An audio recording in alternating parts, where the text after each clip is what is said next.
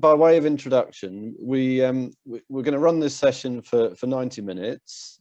We want to make it interactive, so this isn't just going to be us talking at you. We're going to be doing some sharing and reflecting together as part of the session. To start with, we're just going to tell you a little bit about how we set it up and what it looks like. And then my colleague Nina is going to tell you a bit about her experience of actually doing it on the ground and bring that alive by telling a story around an individual within her patch. We'll then go into 2 breakout rooms and then do some sharing. So hopefully, if you haven't already, just have a little think about an object of personal significance to you. As I said, we'll go into 2 breakout groups. And that bit won't be recorded. But if you haven't brought an object of personal significance, maybe just have a little think about something that might be in the room with you that you could, or just talk about an object. You don't have to physically have it with you. And then we'll come back very briefly into the main group for very quick reflection. And then we'll move into the skills game, which is a technique that we use in community to support and encourage members of the community to do positive things together. So it's one of the key tools that we use in our practice. So lovely to sort of see you all here, although I can only see the 4 of us and 1 or 2 other faces. Just, I suppose it's important to acknowledge our funders. So this project has been funded by the National Lottery as part of its Aging Better programme, which was set up over 6 years ago to come up with new and innovative ways to tackle social isolation and loneliness for people over 50. We were encouraged by the lottery to take an asset-based approach to this. We will put a link in the chat later on, which takes you to a number of our learning documents. And I think it's fair to say that we've learned a lot along the way. We've learned by getting stuff wrong and then reflecting on what we got wrong and improving it. So I think that the key to this is, you know, although, yeah, we've cut our teeth and we've been at this for over 6 years, we're still learning and we'll always be learning. So it's great to be sharing with you and hopefully learning with you as we carry on. So our Aging Well programme is made up of a number of elements. Half of the programme is our community building team. And I think one of the first things we learned when we originally pitched to the lottery, we had planned to host our community builders in lots of the smaller groups around our area. But when we moved to implementation, the experts in the art of, and for those of you who were in the session earlier today, you might have met Martin Simon, who's been mentoring our programme for the last 6 years. They said, whatever you do, don't do that. Because the challenge of that is actually those smaller groups, community groups in those different places will all have their own culture, their own challenges, and it would be difficult to foster that sense of team and the philosophy of ABCD within lots of diverse organisations. So when we moved to implementation, it ended up being us as a community development trust that hosted our team of 15 full-time equivalent community builders who were trained in the art of asset-based community development. When I put the link in the chat later, there is an 8-page learning document with some of our learnings that we'll share with you as we go through today. I think it's fair to say that actually having one team in one organisation was really important. It can be a lonely place working in community, and it's really important to have that sense of collectivism and mutual support across a team. I think the second thing to say from a sort of strategic perspective is it's really important for the organisation that's doing this to create the space for community builders to do the work they need to do in the way they need to do it. And it does take a degree of bravery. When we started, everyone around us was starting to cut services as part of austerity. And we were inundated with requests from lots of partners and stakeholders Could community builders be neighbourhood health champions? Could community builders be lifestyle this? Could community builders? And my job, and my colleague Tracy Kabash's job, was the role of what's called the gapper. So that was basically our job, was to say no to all of those things. So at the beginning of the journey, it was quite difficult, as lots of other services and supports reduced or evaporated, and the requests came in for us to be doing all of their jobs. We had to say no to ensure that community builders could do the work that they were trained to do and funded to do, and not other roles. I think the other bit of learning is it takes time. It takes time to build relationships in a place, to build trust. And so the other key point is that community builders go into a neighbourhood without agenda. They're not there to try and get people to do things they want them to do. They're there to harness the passion and the energy of the people in that place to do what they care about. And I remember at the beginning of the journey, people used to say to me, what do community builders do? And I probably didn't help myself in terms of that gapper role when I said they don't do. They do lots of things, but the whole premise of it is that community builders are not doing for people, they are enabling the people to do for each other. So another key premise or philosophy within all of this is we believe everyone that we come in contact with is a potential contributor. So we don't look at people as beneficiaries or patients or service users or clients.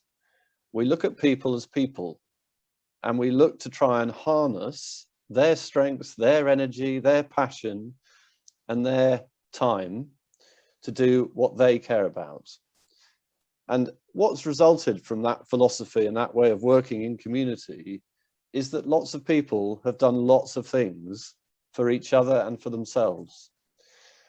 When we designed the Aging Well programme, the two key words that came out after we did lots of engagement, lots of listening, and that's a really important principle. We always start by engaging and listening and building relationships. What we discovered was actually that people over 50 who were struggling, who had issues around social isolation and loneliness, often lacked that sense of value from within or from those around them, and often lacked a sense of purpose in their life. And the people that were flourishing in later life had those two things. So underneath all of the practice, that some of which we'll share with you today, was that key philosophy that how do we enable people to have that sense of value from within and from those around them, and have purpose in their life. So I think that's probably enough from me on some of the strategic elements, and I'm going to pass over to Nina to talk a little bit about how she's done it in her neighbourhood, and to share with you a story from an individual in her patch, just to sort of bring it alive. Over to you, Nina. Thank you. Yes, I was just going to start off really just talking a little bit before I go on to the way I did it myself, just to quickly touch on the operational side as well, and to firstly say that with community building and asset-based community development, every single community is different and every community builder is different as well. So really there's no right and wrong way, but that we're using some of what I'm going to say is our guidelines really. So when we go off and start working in an area, or what we call in Torbay our patch, we all go there with absolutely no agenda. And in the first year of community building, we spend time in that first year getting to know our community. It's really important to build trust and relationships, but just as important for that community builder to be themselves. They can be themselves, they don't have to be formal, and just be natural. Something that we're all really pleased with when in that first year is when we find any connectors. Connectors are our ears and eyes, and a connector are those people in our communities, those ones that know lots of people. They know what's going on in their neighbourhood. They're usually very lively, friendly individuals, and they really care about where they live. They have no agenda, and they've got no want for power either. They just do their connecting because they absolutely love it. So then what we would do is, while we're getting to know our communities, we'll look for those hidden assets. We all have gifts or skills to share.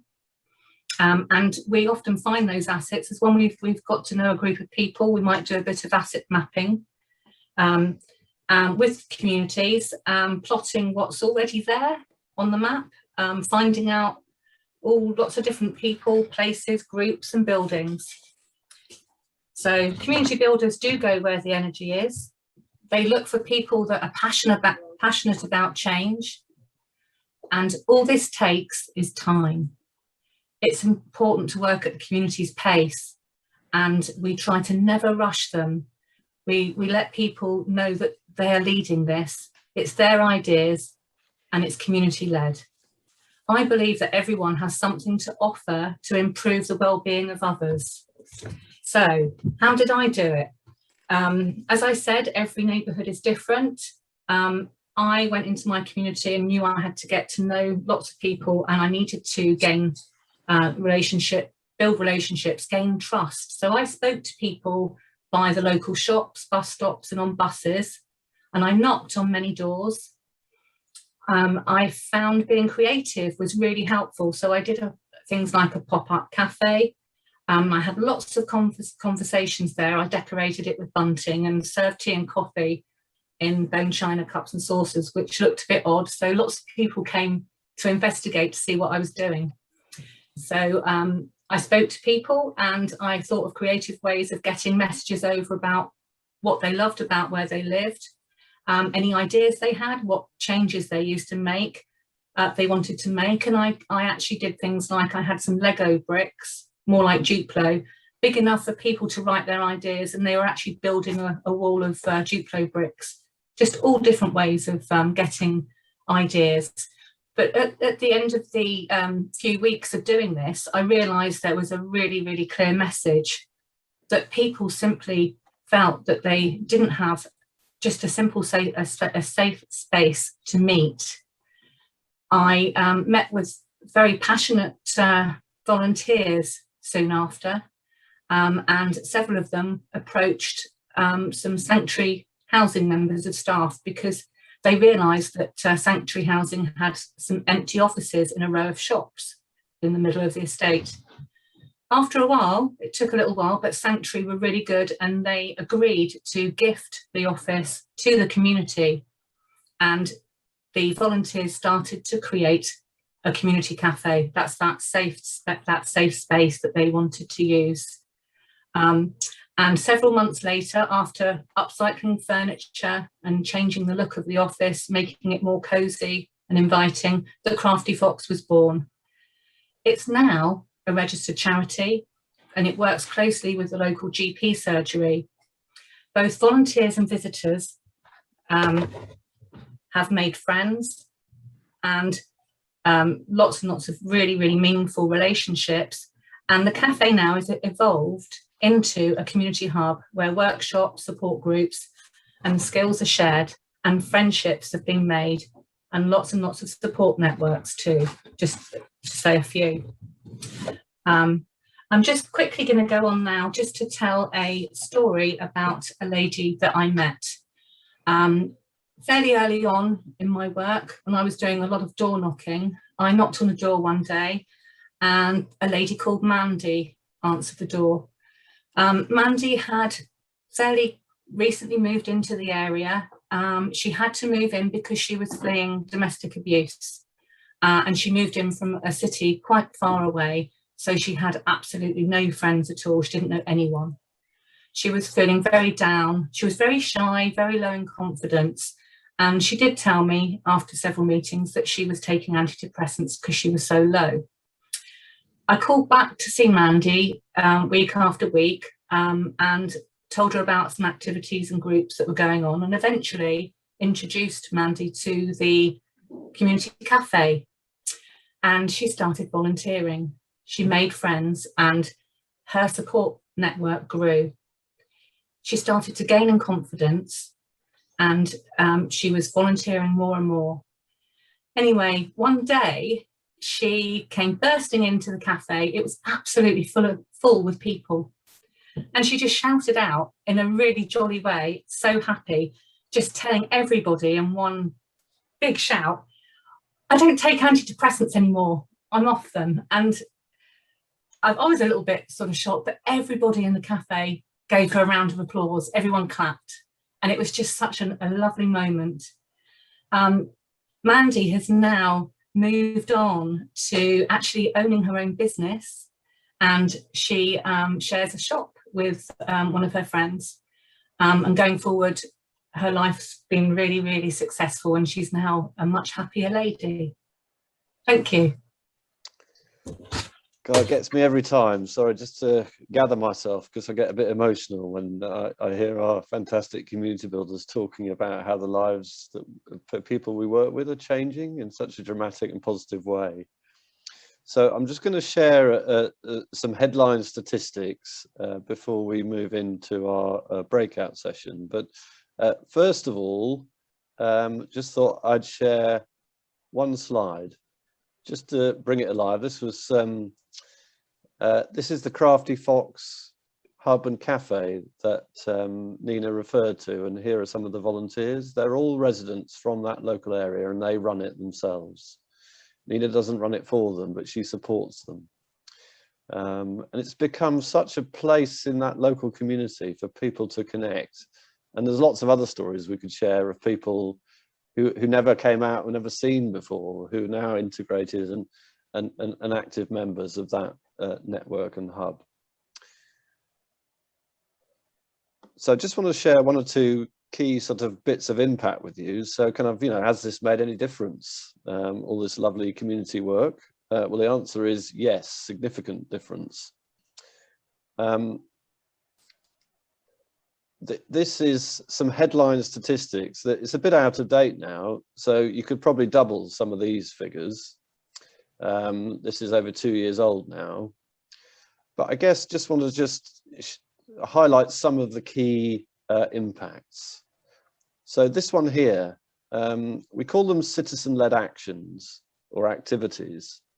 They're not associational community groups, they're not voluntary organizations, there's no constitution. They are basically citizens doing things that they care about, supported and enabled by our team of community builders, but not doing it for them. There are over 300 now, although some of them obviously have stood down in COVID. We're focusing now on trying to get them up and running again. There's some really quite impressive statistics. This is all done by questionnaires that was part of the lottery arrangements. So we're looking over time, every 6 months. So there's quite a lot of data behind these statistics. My favorite one is the one down the bottom here. So these are isolated, lonely older people who at the beginning didn't feel they had the ability to use their skills, experience, and passion to benefit their wider community. But after only 2 years, that doubled. A significant impact on people's reported feeling of loneliness, and we use a number of recognised national scales, including the UCLA, the loneliness scale, and the I can't even say it, de Jong, de Grievel, something or other. Anyway, they're all recognised national scales, and we've outperformed most of the projects across a whole range of initiatives in terms of getting to the people who are the most isolated and moving them further away from loneliness and isolation. 44% increase in valued friendship, a 32% reduction in visits to the GP, self-reported by the people, and a really impressive 59% improvement in people's sense of mental well-being. And we have other statistics that we could share with you. I will put a link to this is our learning document around community building. I saw in the chat there was a comment about community connectors. The one thing we don't do is go and identify people and then say, you're a community connector. We don't use our jargon when we're in community. They're not formal volunteers. They're a network of go-to people in any community, and we work with them in a very informal, sort of organic way, using them. It's a bit like pyramid selling in reverse. So they're a network of people that work with the community builder, but actually they're just doing what they do naturally. We've not recruited them as such. We've just identified them and worked with them. So they're not formal volunteers. They're just passionate people in the community that others go to. So this learning document, and I'll put the link in a moment. So here's the sort of idea or the concept. I mean, this is just a framework idea. So you have one community builder for a neighborhood area of somewhere between 8,000 to 10,000 people. In that, you've probably got 10% of those are isolated or vulnerable people, and you might be able to find something in the order of 100 connectors. But as people have said already, every patch is different. On our legacy page, which I'll share, there's lots of lovely stories, video clips, as well as learning documents. So please have a look after the session. Also in this document, we've captured some of our key bits of learning. And just to maybe highlight a couple, one of, I guess Nina said it much more eloquent than I, our learning is actually you do need a team of paid people, because other projects that have tried this in the past with a sort of volunteer-based approach, just like Nina's example of the lady who moved into Foxhole, people's lives change, you know, and so someone who's given lots and is volunteering then gets a job and moves on.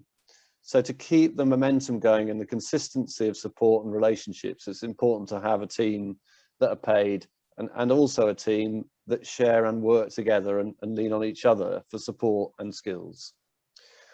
One of the other interesting bits of learning, just to highlight, is this one here. So one of the things that we've discovered is, yes, there are lots of groups in any area and across areas.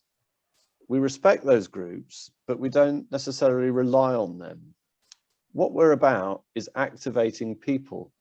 It's giving the people in a place the opportunity to gain their own sense of value and purpose, not necessarily to join something that exists already. And it might be that community builders maybe want to say more about that in the skills session later. So there's a number of learnings here. These are the key headlines. I think just probably the last one just to focus on, it's really important to celebrate and to have fun. You know, this is not about service delivery per se. It's about connecting and engaging, building relationships and valuing each other in a place. So as I said, I'll put the link in the chat later on. But what we'd like to do now is to break out into two groups, and this is the time where we get to share together. So Matt, if you're able to split us off into two groups, we're all going to do a bit of sharing and then some reflection together. Welcome back, everyone. I hope that sharing something that's of personal significance to each of us with a group of people you've never met before is actually a very quick way of actually building a relationship with people. And I guess what we heard before was Nina talking about the importance of building relationships with people in a community and bringing yourself to that. So one of the things that our community builders have been really successful in is bringing themselves into relationship with people in that community. And that does require, you know, a community worker to share of themselves. And I guess the reflection from the group we were in was that actually, you know, everyone in the group shared something of very personal significance to them. And it created a bond within the group in quite a short space of time. So it was just to bring alive that there are lots of tools and techniques, and that's just one, that we can use to bring us into relationship with people. And that's when we manage to create positive change in a community or a place and with individuals in it. So we're gonna now, I think, break out into. Did we get 21 people, Matt? How many? Yeah, we've got 21 people at the moment, so you had probably just under 20 people in your actual rooms. Yeah, you would have had 19 of you together. Okay, so what we'd like to do now is I think we're going to break into 3 groups, and between myself, Ursha, Marianne and Nina, we're going to take you through a game that we use in community. And it's probably worth acknowledging we didn't create this game, so thank you to Nurture Development who gave us the game to test and work with. It's called the Skills Game. And so we're going to have an interactive session in our breakout groups using the Skills Game. And the Skills Game is a way of actually facilitating a group of people in a community to have the confidence to do what it is that they wish to do. And often what I've heard community builders say is they spend a lot of time giving permission in community. Now, community builders have no authority to give anyone permission for anything. But it seems that actually people often think, oh, I don't think I could do this. Or the group don't think they've got the necessary skills to be able to take whatever action it is they want to take. So what the Skills Game shows you, and we'll go through it now, is actually that generally in any group of people, most of the things that you need are actually in the group. And it builds the confidence of a group of people to take positive action together. So, Matt, over to you. We're going to go off into 3 breakout groups for around 25 minutes, and then we'll just come back for some last-minute reflections and sharing. So I hope that was A, fun, and B, hopefully sort of illuminating as one example of one technique that we use just to build the confidence of a group within the community. I don't know, we didn't put it on there actually, but I just love the fact that we've done this in reality, and just I don't know whether it was covered or not, but you can create the list of things, the skills you need for whatever it is, and then just use the game with whatever the relevant skills are for whatever it is you want to try and achieve within a community group or activity. The one that I think is wonderful is we actually got a card that says drive a tank, and we run this in reality, and twice we've had a lady over the age of 80 who says, yes, I can drive a tank. I drove one in the war. So every time we do this, generally people say, you know, oh, maybe we could do 50, 60%. And every time you do the actual thing, it ends up over 90%. So it's a really useful tool. But the team use lots of other tools and techniques too. I think I've sort of slightly lost track of the timings, but have we got about 8 minutes left? Yeah. So rather than me talking anymore, I'm just going to open up the floor for comments, reflections, just whatever anyone wants to throw in. I have a quick question. So with these kind of activities, you know, that like build people's confidence and like connect people, where do you find them exactly, or do you just make them up? Is there a place where you'd recommend to start looking, or? Well, some of them we've been, you know, kind of got from others. So our community builders have got a whole range of things in their toolkits. I don't know whether any of you want to answer this one rather than me. Anyone? Everyone's being really polite now. Where do you find it? Where do you get all the tools you use, community builders? Shall I say something? Go on then. So basically, it could either come from something that we've heard from the community that they want or they're interested in, or we might be talking to somebody and they express an interest. I had one lady that it's really hard for her to engage, and then after a series of conversations over a couple of months, she said, I'm really interested in books, and there used to be a book club here. And so we went around looking for local book clubs and realized there wasn't one, and we set that up but with her being the lead on that and me just supporting that. And so it's kind of, it can either be something that it's usually from what the community are asking us to do in the first instance. So just an additional thing from me. So I hear a lot of people talk about Hillary Cotton. So a lot of people have heard of Hillary Cotton, Radical Help, lots of tools and techniques in that book, for example. I guess what we're using is sort of creative engagement tools. And so there are lots of publications out there on tools and techniques that you can use. Another one that we've used is yarn bombing. So this was actually Brixham Youth Inquiry Service who did this some time ago down in Brixham, where they had lots of the people connected to their setup who knitted lots of stuff. And then one night they went out and basically yarn bombed the whole of Brixham. And there were lots of fishes, little knitted fishes with a little Paddington sort of label on them. And the whole purpose of the yarn bombing was to get people's interest. And it just said, if you want to find out more, turn up here at this time on this date. And then what got created was what we, correct me if I'm wrong here, guys, an ideas fair. So it was basically, they were inviting people to come to an ideas fair. And so that's another technique, is once you've gone out and connected, built relationships, you can actually then bring people together into a bigger event. Nina, you're going to correct me. No, I'll go next after you, Simon. Oh, right, okay. So the idea of the ideas fair is you can bring people together and then connect them in that space around the things that they're interested in.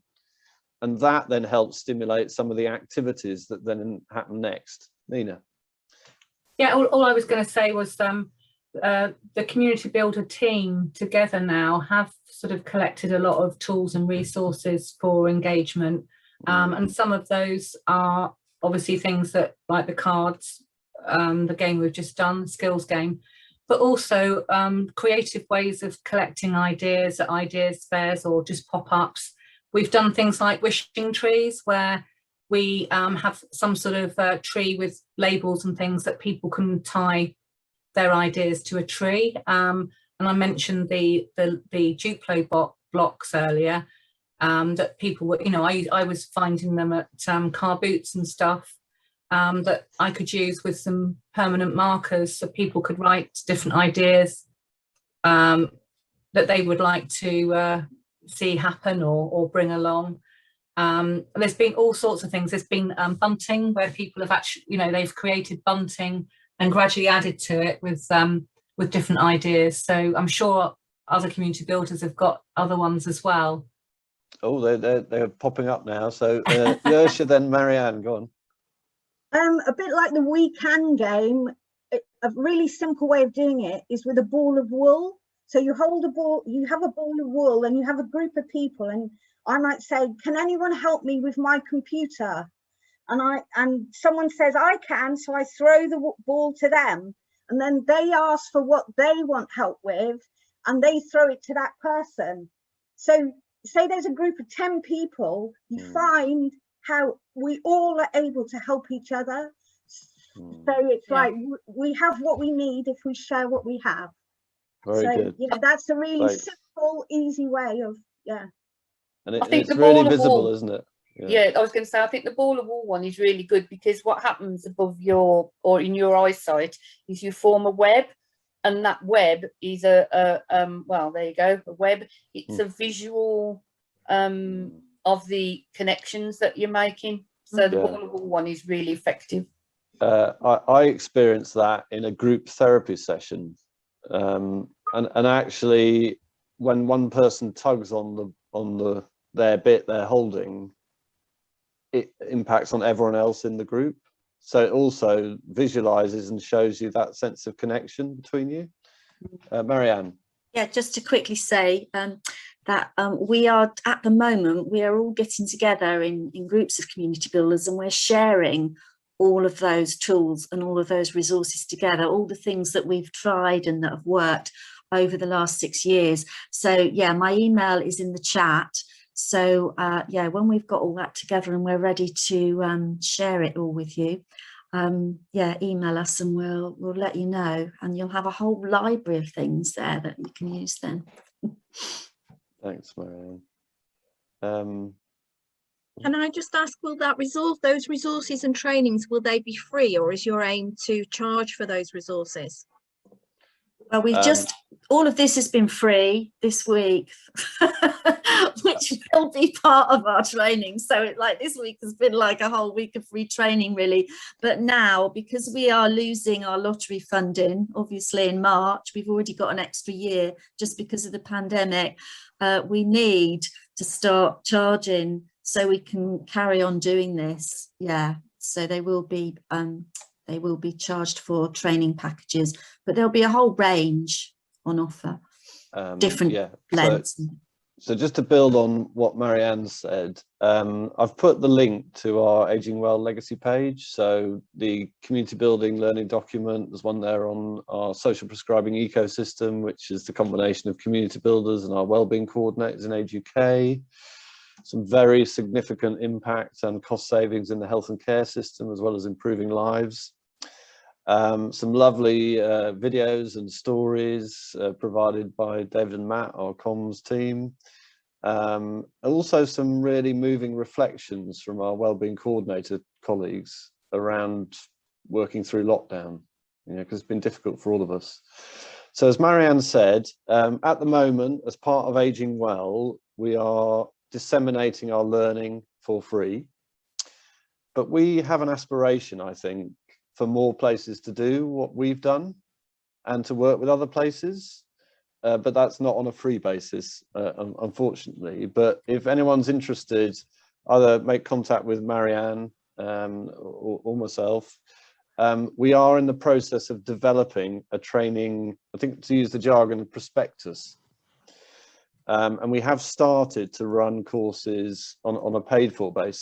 So the course we've just run with you, we actually did for the NHS England Participation Network on a paid basis. But we're working on that, and it'll be ready in the next probably couple of months. We'll be able to offer sort of introductory sessions like the one we've done today, maybe more focused sessions around some of the other tools and techniques like asset mapping and engagement techniques. But actually, what we know from our own experience is this takes time. What we think would be really valuable, if we could find a place that had the resources and was keen to do it, was to walk with another place for a minimum of 2 years.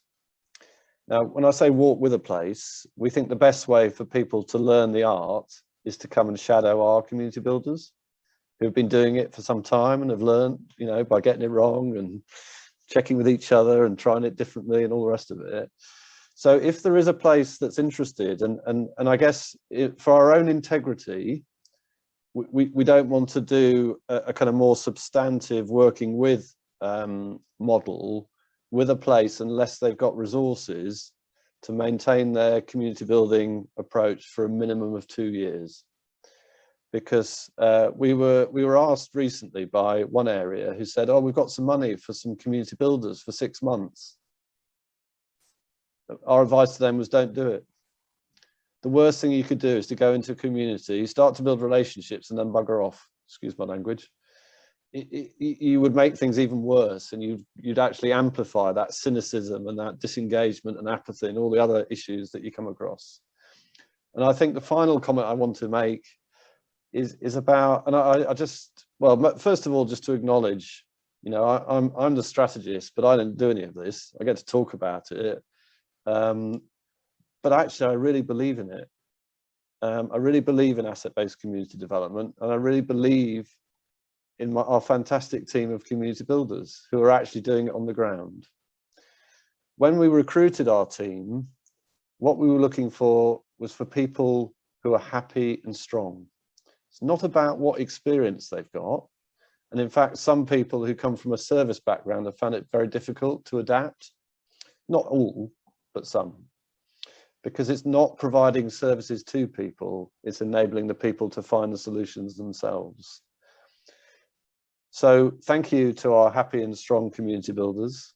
The last 12 months has been pretty challenging for all of us. But as we come out of lockdown and into whatever it's called, recovery, I call it living again. Very happy to share as much as we can as part of what we're learning through Aging Well. But if anyone else is interested in having further conversations, maybe contact Marianne in the first instance. We would love to grow this approach, because what we've actually seen is it really does change lives. But it's not a short fix. It's relational, it's conversational, and it needs time. So we think it's a 25-year program, and we're in year 7. So we hope to carry on with our community builders, if they've got the energy, for another at least 19 years. But I guess what we heard certainly in the breakout group I was in was actually this is hugely rewarding. You bring yourself into relationship with a place and you transform lives. And yeah, just final comment from me, I just feel hugely proud. So thank you all for coming along and experiencing this with us, and let us know if you want to talk more.